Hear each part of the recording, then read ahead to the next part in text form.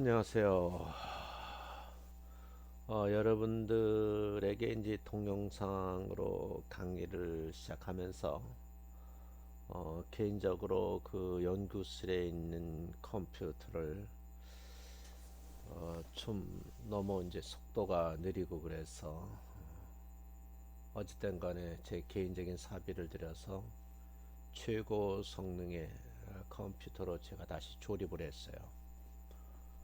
그리고 이제 영상을 제작하는 과정에서 아마 마이크가 이게 제대로 이렇게 좀 뭐라 그럴까요? 설치가 안 돼서 나도 모르는 사이에 여러분들에게 빨리 강의를 올려야 된 조급함에 어제 밤늦게까지 작업을 해서 올렸는데 소리가 들리지 않는다. 그래서 이제 다시 제작하게 됐습니다.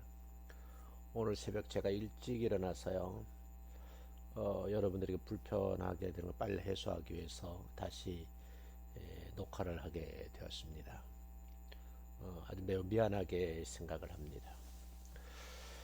자, 오늘은 이제 여러분들이 이제 그 노인 복지를 우리가 연구를 하고 서로 이제 피드백을 할 때에 좀 관심을 가져야 할 분야가 있다. 그래서 우리가 노화의 과정에서 신체적 변화도 일어나지만 심리적 노화 현상이 일어나는데 그 중에서도 인지적 변화에 대해서 이번 주에는 좀 강의를 시작하고 여러분들에게 좀 과제도 좀 부여하고 부여한 과제는 여러분들이 이제 그 과제물 작성법에 맞추어서 여러분들이 이제 내주시면 또 제가 이제 중간고사 성격이 되었으니까 여러분들 평가도 하고 또 여러분들은 박사 과정에 계신 분들이라서 앞으로 이제 강의도 해야 되고 또 여러 가지 저와 같은 길을 가시는 분들인데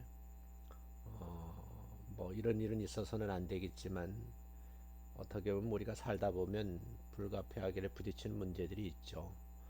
저도 이번 학기에 그 새롭게 제 강의를 듣는 박사과정에 계신 분들을 좀 뵙고 또 여러 가지 정보도 나누고 또 저와 함께 공부를 하기 전에 아주 훌륭한 교수님들을 통해서 많은 강의를 들으셨는데 또 이런 이제 좋은 얘기도 듣고 그럼 저 발전도 하고 또 여러분들에게 도움을 주고 이제 그러려고 했는데 원치 않는 일이 생겼잖아요.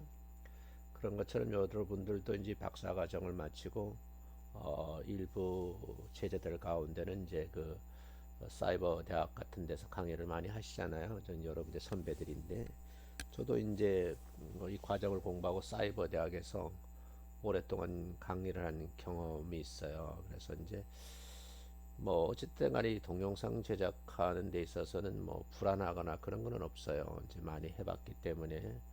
근데 경험이라는 게 참 무섭더라고요. 그래서 여러분들도 한번 그런 이제 경험을 쌓는다 그런 의미에서 과제를 여러분 수여하시고 그 과제물은 이제 과제물 작성법에 맞추어서 제출하시고 그 과제물 작성 다시 PPT를 좀 만들어서 여러분 영상 녹화를 뜨시고 영상 녹화물도 좀 제게 보내주시고 또 PPT 자료도 보내주시면 제가 이제 3교시 때에 여러분들의 공유를 하는 것으로 그렇게 하겠어요. 그러면 7장으로 넘어가서는 이제 여러분의 강의를 좀 몇몇 분들을 좀 제가 발췌를 해서 함께 공유하는 그런 이제 과정을 밟도록 그렇게 하겠습니다.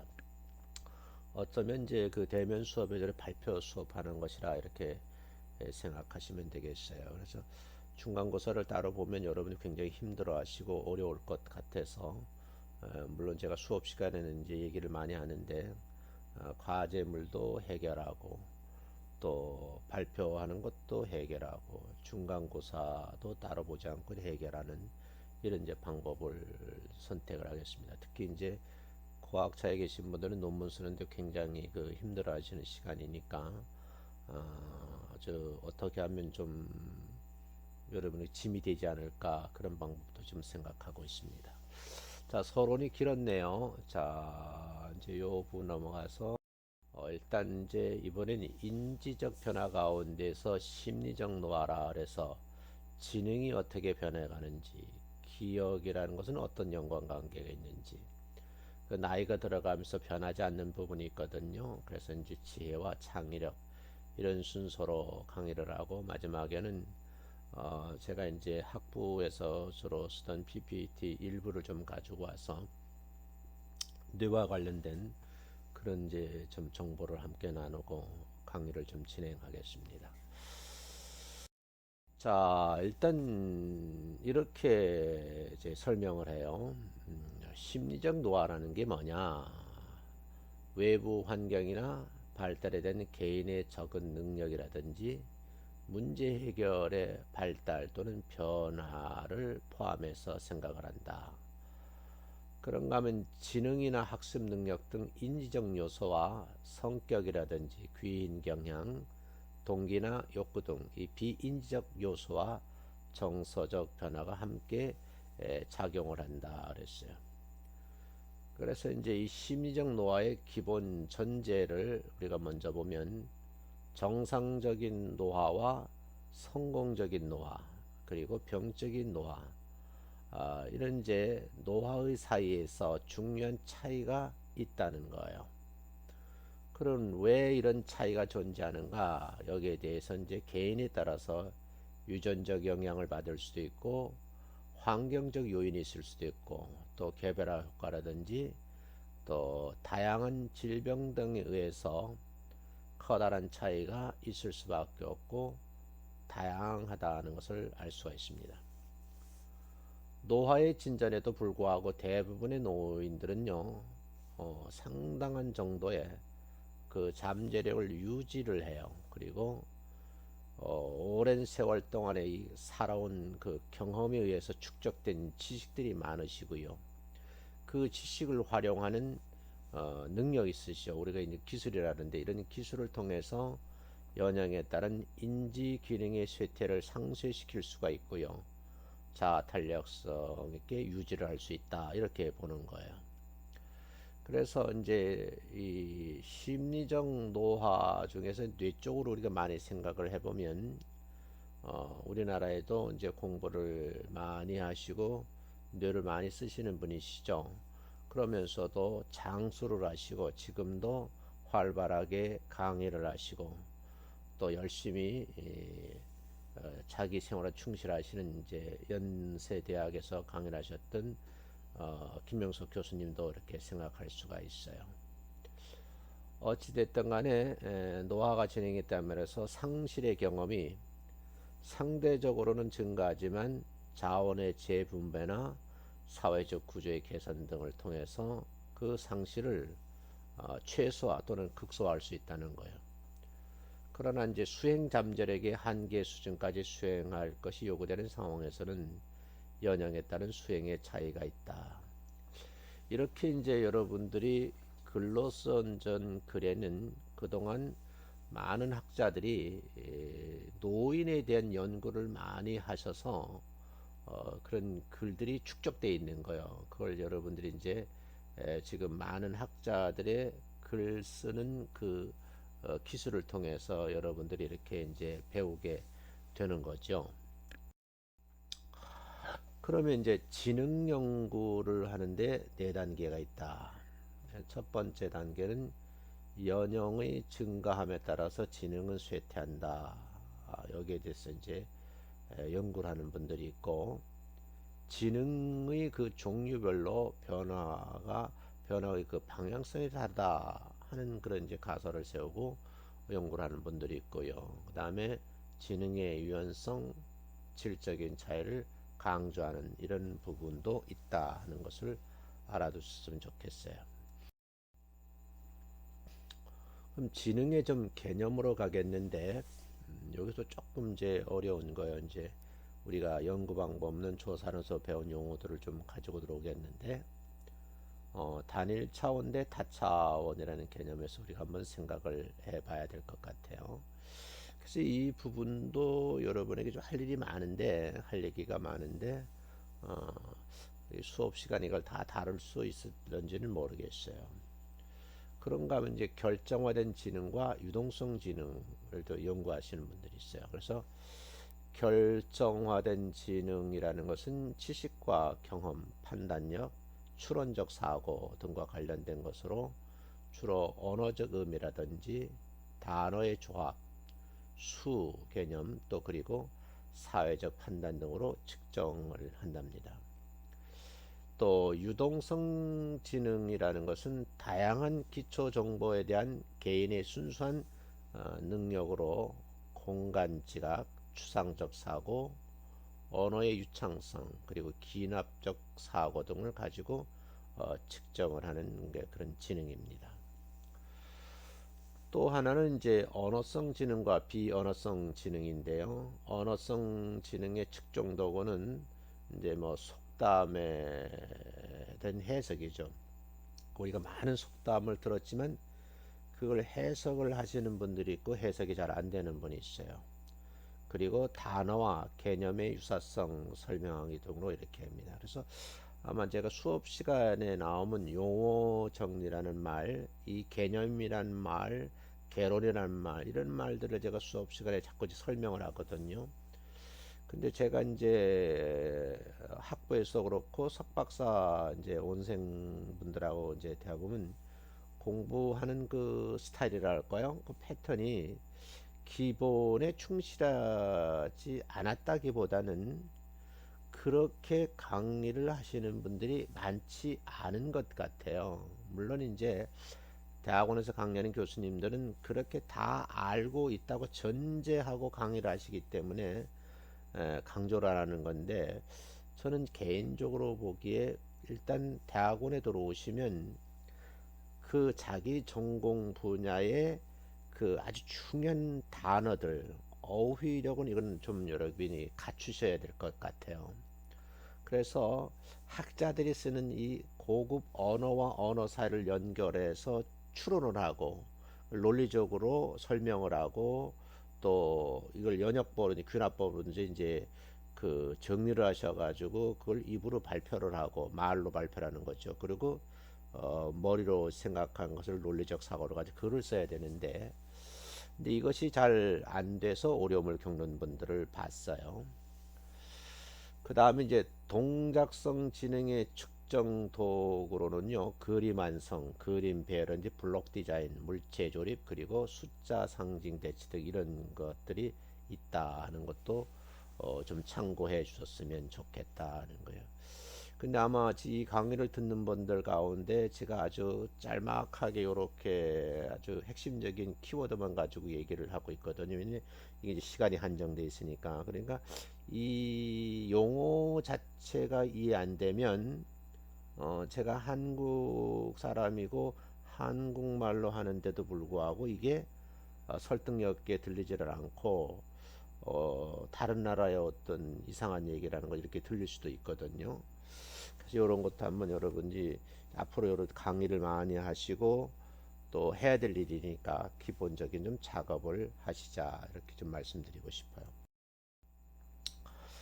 또 지능의 그 발달적 변화에 대해서 지능 종류에 따라서 연령의 변화가 다르다는 이제 연구 자료가 있어요. 그래서 이 자료를 좀 끌고 들어왔는데, 일단 지능의 성능과 나이를 이제 여러분이 이제 조사를 해서 그걸 데이터화하고 그걸 분석을 한 다음에 해석하는 과정에서 이제 이 그래프가 만들어진 거예요. 그러면 여러분들이 보시기에 경직화된 지능과 일반적 지능과 유동성 지능이라는 것이 있어요.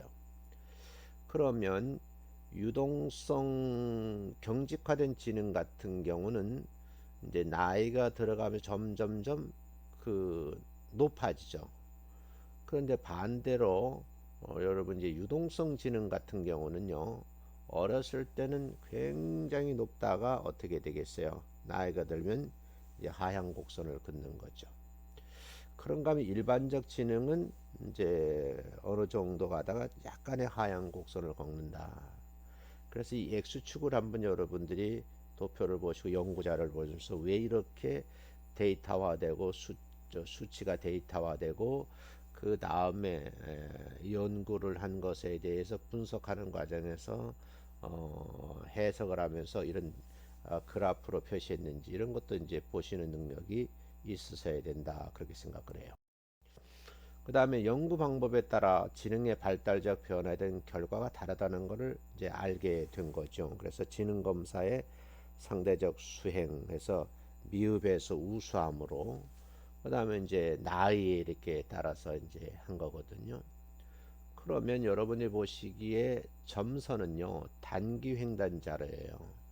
단기 횡단 자료는 점점 이렇게 올라가다가 어느 정도 나이가 70, 80대야 이제 하향 곡선을 긋는데 장기 그 종단 자료 같은 경우는 여러분 이제 종단적 연구, 횡단적 연구 했잖아요. 그런 것은 젊었을 때는 유지하다가 거의 이제 40대 전후로 해서 급격하게 하향 곡선을 긋는 이제 이런 이제 자료를 보게 되는 거죠.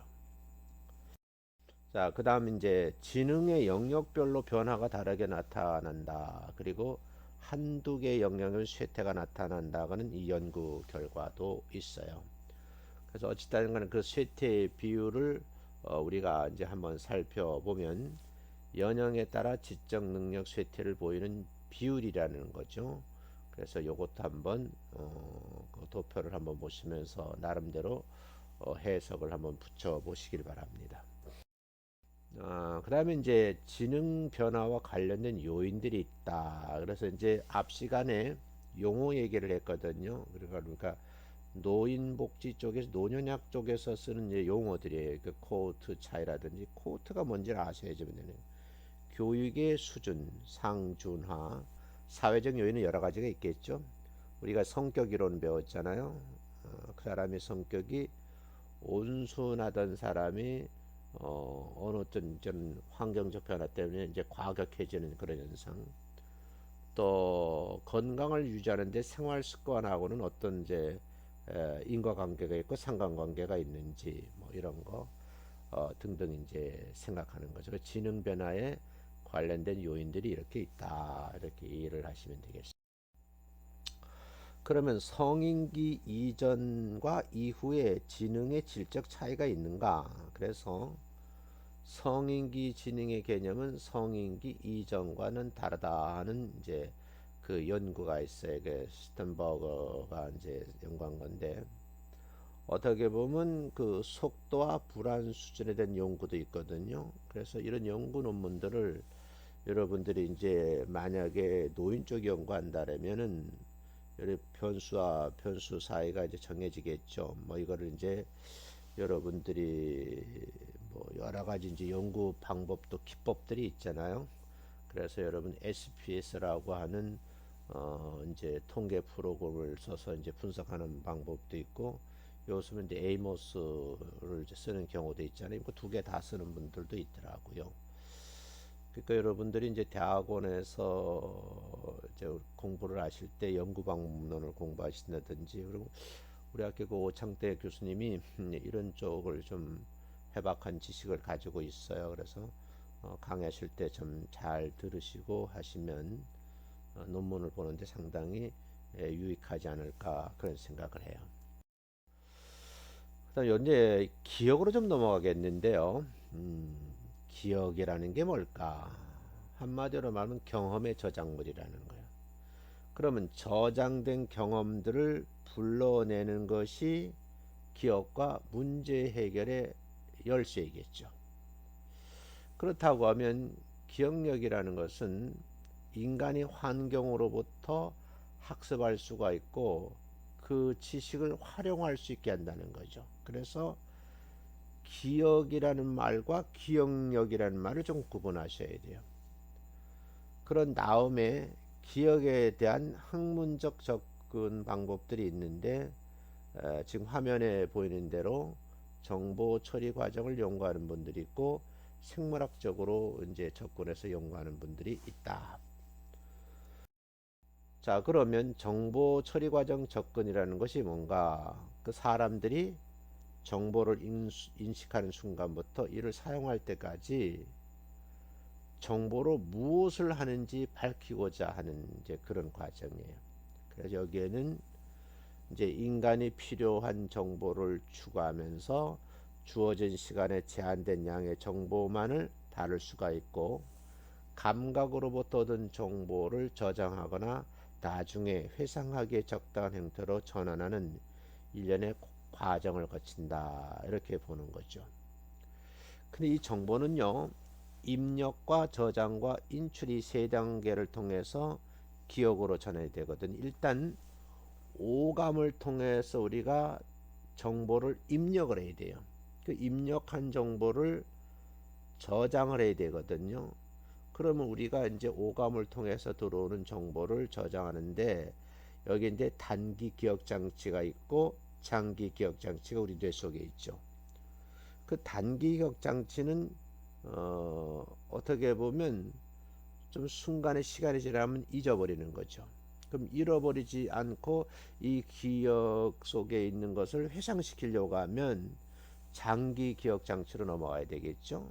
그러니까 그래야지만 장기 기억 장치에 있는 그 데이터들을 우리가 밖으로 끄집어내잖아요. 그러면 이제 말로 하면, 입으로 말은 말인 것이고 글을 쓰면 이제 여러분이 이제 논문이 되는 거거든요. 자, 그 다음에 이제 감각 기억, 단기 기억, 장기 기억 이렇게 있거든요. 그래서 일단 오감을 통해서 아주 몸에 익히는 기억이 있어요. 그런가 하면 들어오는 정보를 단기 기억하는 것. 이 단기 기억하는 기법도 있겠지만 우리 뇌 속에는 해마라고 하는 곳에서 단기 기억을 하는 저장소예요. 장기 기억은 뭘까요? 이건 이제 우리 뇌 속에 있는 뇌 피질인데, 2교시 때 조금 더 설명을 할게요. 그래서 여기 이제 진술 기억과 비진술 기억이 있어요. 근데 여러분들이 이 단기 기억한 것을 오래 기억을 해야 되잖아요. 근데 교수님들 같은 경우도 이 단기 기억이 장기 기억이 된 과정을 많이 거치신 거예요. 그래서 어느 정도의 강의를 아주 잘하시는 교수님들 보면은 상상할 수 없을 정도로 많은 정보를 데이터화해서 머릿속에 집어넣고 있는 거예요. 그걸 이제 꺼내 쓰는 거죠. 그런데 이제 이 해마에 저장됐던 것은 사라지거든요. 그럼 컴퓨터로 말하면 우리가 어떤 문서를 작성하기 위해서 컴퓨터 공간에 올려놓고 쓰는 거예요. 그 올려놓은 공간이 램이라는 공간이에요. 그래서 여러분 램이라 그러면 뭐 4기가 램, 뭐 8기가 램, 16기가, 뭐 30기가 이렇게 램이 있잖아요. 근데 용량이 큰 거죠. 근데 문제는 이렇게 기억하고 있던 것이 장기 기억으로 넘어가지, 버튼을 누르지 않으면, 컴퓨터를 꺼버리면 화면에 있던 모든 정보가, 데이터가 사라져 버리는 거죠. 그러면 이제 여러분 논문 쓰다가 많이 볼 거예요. 내가 어떤 글을 쓰다가 잠깐 실수로 저장 버튼을 누르지 않으면 그냥 여러 페이지에 논문을 썼는데 순식간에 사라져 버리는 거, 찾을 수가 없는 거예요. 근데 이제 이 단기로 기억했던 것을 하드디스크라 그러죠. 낸드 플래시라 그래가지고 요즘 SSD라는 저장 장치가 나오는 거고, 여러분들 USB에도 보면 낸드 플래시 USB를 가지고 계신 분들도 계시더라고요. 근데 SSD라든지 HDD라고는 하드디스크에 저장 버튼을 누르면 어떻게 돼요? 그 데이터 장치가 못 쓰기 전에는 언제든지 컴퓨터를 켜면은 운영체제 프로그램이나 아니면 응용 프로그램을 구동시켜서 그걸 끄집어내서 다시 화면에 볼 수가 있는 거죠. 이 부분도 아마 수업 시간에 여러분들 다시 한번 얘기를 나눠야 될 것 같아요.